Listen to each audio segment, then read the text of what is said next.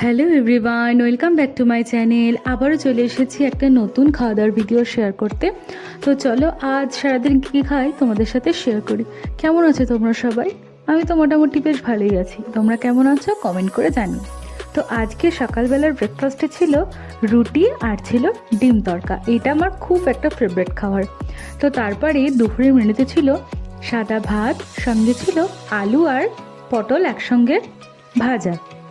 আর special ছিল এটা কি বলো তো, এটা হচ্ছে সর্ষে ইলিশ।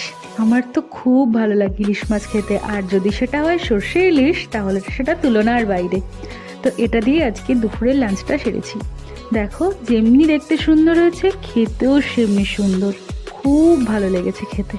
দেখো তো আজকের এই সুন্দর সিম্পল ইলিশ মাছের থালিটা তোমাদের কেমন লাগলো অবশ্যই কমেন্ট করে জানিও। আর বিকেলে খেয়েছিলাম এই কেকটা, ভেতরে ক্রিম দেওয়া কেকটা খেয়েছিলাম। তো আজকের ভিডিওটা এইটুকুই। আবার দেখা হবে আগামীকাল নতুন একটা ভিডিওর সাথে। সকলে ভালো থাকবে, সুস্থ থাকবে।